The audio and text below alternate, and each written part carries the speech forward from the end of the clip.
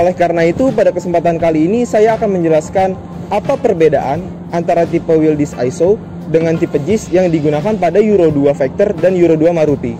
Dan tentunya saya juga akan menjelaskan bagaimana cara merawat wheel disc tipe ISO ini agar selalu baik digunakan untuk operasional kendaraan.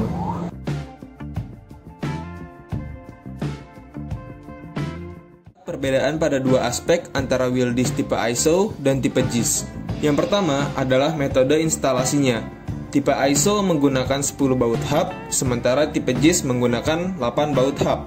Dan juga untuk roda belakang wheel disc tipe ISO, murnya digunakan untuk mengencangkan roda dalam dan luar secara bersamaan. Sedangkan untuk wheel disc tipe JIS menggunakan mur dalam untuk mengencangkan roda dalam dan mur luar yang digunakan untuk mengencangkan roda luar. Dan juga pada tipe ISO ini menggunakan baut dan mur dengan putaran ulir searah putaran jarum jam atau tipe right hand reed screw untuk roda sisi kanan dan juga kiri kendaraan. Jadi ini adalah kabar baik untuk konsumen bahwa tipe wheel disc ISO hanya menggunakan satu jenis baut untuk semua roda. Sementara untuk tipe JIS membutuhkan baut roda yang berbeda untuk roda depan, roda belakang sisi dalam, dan roda belakang sisi luar, di mana totalnya ada 6 mur berbeda yang harus disiapkan pada tipe JIS. Satu hal yang harus diingat adalah roda sisi kiri kendaraan, arah pengencangan murnya adalah sama dengan sisi kanan kendaraan. Jadi harus hati-hati saat melepaskan roda dengan tipe ISO untuk pertama kali. Tambahan, untuk ukuran mur tipe ISO ini menggunakan ukuran soket 33 mm. Jadi mohon dapat mempersiapkan soket dengan ukuran tersebut. Perbedaan lainnya antara wheel disc tipe ISO dan tipe JIS adalah mekanisme centering wheel disc. Mekanisme centering pada wheel disc ISO dilakukan dengan menyesuaikan antara lubang tengah wheel disc dan permukaan kontak hub. Sedangkan untuk mekanisme centering wheel disc tipe JIS dilakukan dengan menyesuaikan cekungan lubang baut wheel disc dan mur roda. Pengoperasian kendaraan Anda dan untuk memperpanjang masa pakai wheel disc, pemeriksaan harian dan perawatan rutin sangatlah penting. Pada kesempatan kali ini saya akan menjelaskan bagaimana cara inspeksi dan perawatan wheel disc tipe ISO. Pertama, saya akan menjelaskan bagaimana cara melakukan pemeriksaan harian pada wheel disc. Sebelum memulai berkendara, kami sangat merekomendasikan agar driver selalu melakukan visual check pada wheel disc untuk memastikan tidak adanya kondisi berikut. Yang pertama, kerusakan pada baut roda. Yang kedua, mur roda yang hilang. Yang ketiga, kerusakan atau keretakan pada wheel disc atau velg. Yang keempat, kerusakan pada ban kendaraan. Yang kelima, tekanan angin ban yang kurang. Dan yang keenam adalah kondisi aus yang abnormal pada alur ban kendaraan. Pada video ini, kita akan fokus hanya pada bagian roda kendaraan saja. Tetapi sebagai tambahan, lakukan juga pemeriksaan pada oli mesin, cairan coolant, sistem pengereman, sistem bahan bakar, sistem elektrikal, dan juga sistem yang lainnya sebelum kendaraan memulai beroperasional. Selanjutnya, pada pemeriksaan harian juga, kita perlu untuk memeriksa kekenduran dari mur roda. Kami merekomendasikan untuk melakukan pemeriksaan menggunakan tes hammer atau palu kecil seperti pada video. Langkah pemeriksaannya adalah sebagai berikut. Posisikan hammer test pada salah satu sisi mur di bagian atas. Yang kedua, letakkan jari tangan pada bagian bawah mur atau sisi yang berseberangan dengan palu. Yang ketiga, pukul sisi mur dengan palu dengan benar. Lalu, jika getaran yang dirasakan pada jari lebih besar atau suaranya berbeda dibandingkan dengan mur lainnya, itu mungkin mengindikasikan terdapat kekenduran pada mur roda. Lakukan pengecekan secara visual dan periksa torsi pengencangannya apabila ada kondisi tersebut.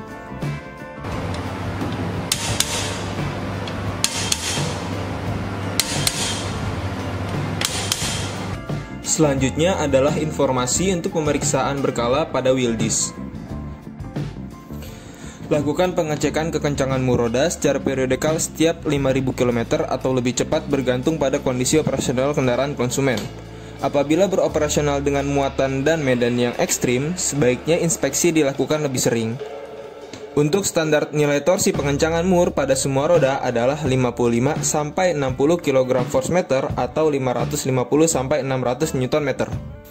Dan jangan lupa bahwa mur yang digunakan adalah ukuran soket 33 dengan tipe right hand reed atau pengencangan ke kanan searah putaran jarum jam untuk semua roda. Arah pengencangan dapat dilihat pada gambar.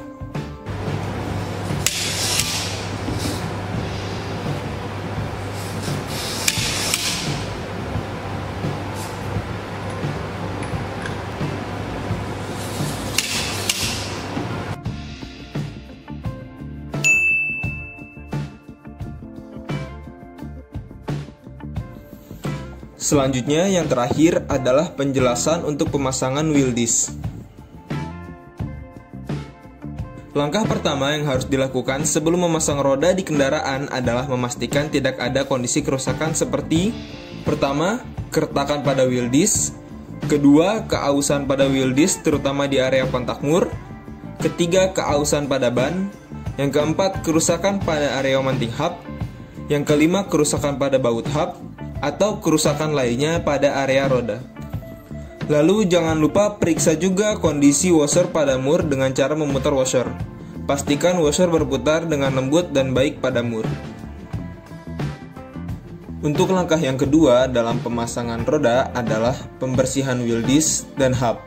Ketika memasang roda, pastikan mounting surface dari wheel disc dan hub bersih dari debu dan kotoran. Dan jika pada mounting surface terkontaminasi oleh oli atau grease, gunakan KTB Brake and Parts Cleaner untuk membersihkannya.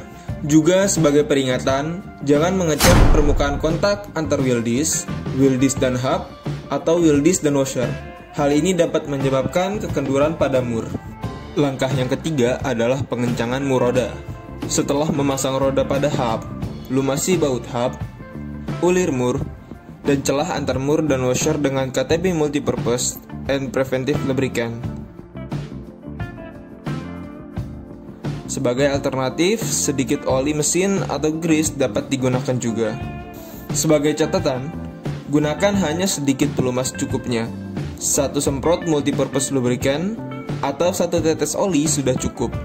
Berhati-hatilah untuk tidak mengoleskan pelumas di antara kontak washer dan wheel disc atau bagian belakang washer. Setelah melakukan pelumasan, kencangkan mur dalam urutan diagonal 2-3 langkah, dan terakhir gunakan kunci torsi untuk mengencangkan ke torsi yang ditentukan. Untuk langkahnya adalah sebagai berikut. Yang pertama, pasang mur pada baut hub dengan tangan tetapi jangan sampai menyentuh area kontak. Yang kedua, jika menggunakan air impact, untuk pengencangan pertama lakukan hanya 1 kali tembakan sampai mur menyentuh area kontak. Langkah yang ketiga, untuk pengencangan kedua kali, lakukan pengencangan mur lebih kuat dari yang pertama. Di pengencangan kedua ini, hindari kondisi over tightening. Lalu yang keempat, pengencangan yang ketiga adalah menggunakan kunci torsi. Setel torsi untuk pengencangan mur pada nilai 55-60 kg force meter atau 550-600 Nm untuk semua sisi roda. Lalu yang terakhir, yang kelima, karena dikhawatirkan mekanik lupa dalam urutan pemasangan mur secara diagonal sehingga ada salah satu mur yang tertinggal atau belum dikencangkan dengan torsi, pastikan kembali mur sudah dikencangkan kembali pada nilai torsi standar dan lakukan proses ini secara berurutan untuk setiap mur.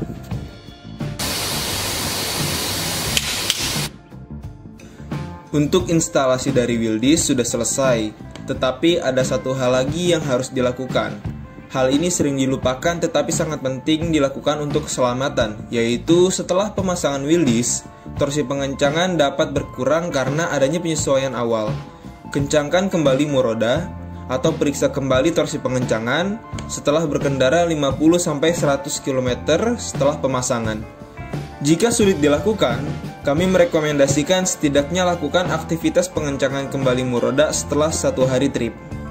Baik, sekian penjelasan dari saya tentang ISO wheel disc yang dipasang pada Vector X Euro 4. Inspeksi harian umum dan perawatan rutin pada kendaraan dapat memastikan kendaraan beroperasi dengan aman dan mencegah potensi kerusakan yang tidak terduga. Sekian dari saya dan selamat mengemudi dengan aman. Salam Mitsubishi Fuso, salam Vector.